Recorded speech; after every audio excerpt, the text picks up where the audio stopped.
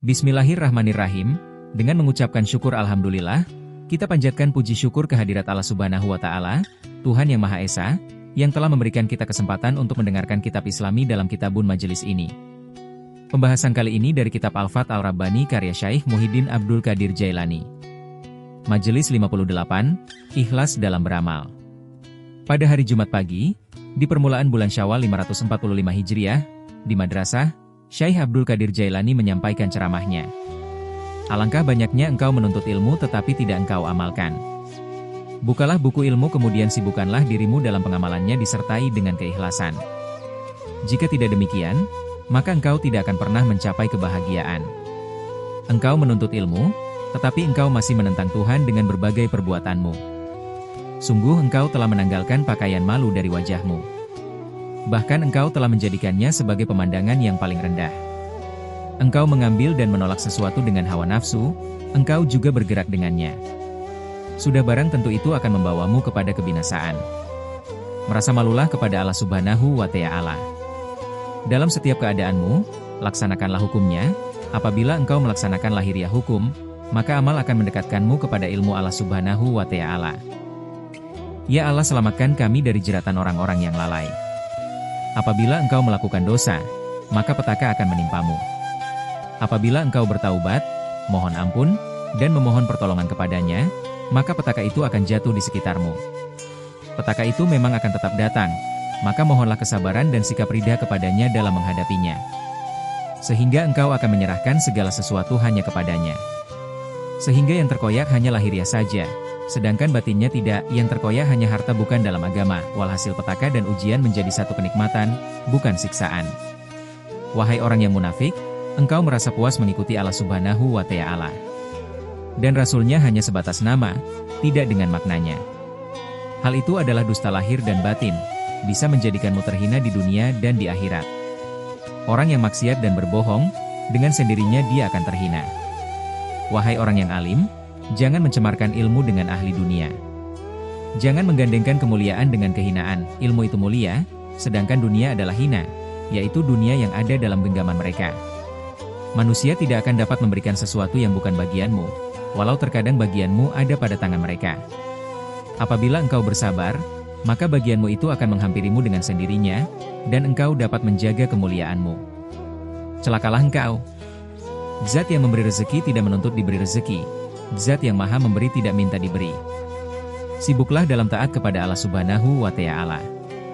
Jangan meminta lagi kepadanya. Dia tidak memerlukan penjelasanmu tentang kemaslahatan yang layak bagimu. Dalam sebuah hadits qudsi Allah Subhanahu wa Ta'ala berfirman, barang siapa yang sibuk berzikir kepadaku, sehingga ia lupa untuk meminta kepadaku, maka pasti aku beri sesuatu yang lebih baik dari apa yang diberikan kepada orang yang meminta. Zikir yang dilakukan sebatas lisan, tanpa hati hanya sia-sia.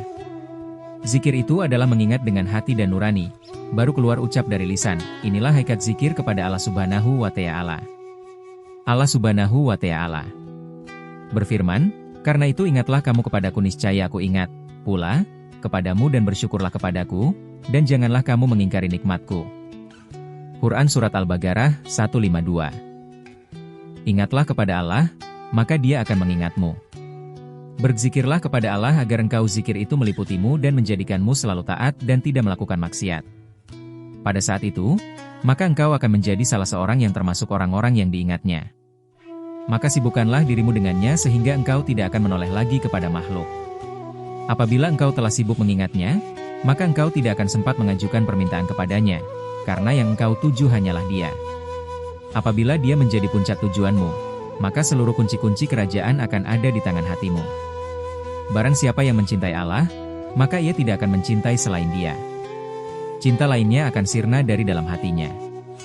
Anggota badan akan menuangkan minum baginya, tetapi lahir dan batinnya ia tetap sibuk dengannya, bahkan bentuk dan maknanya.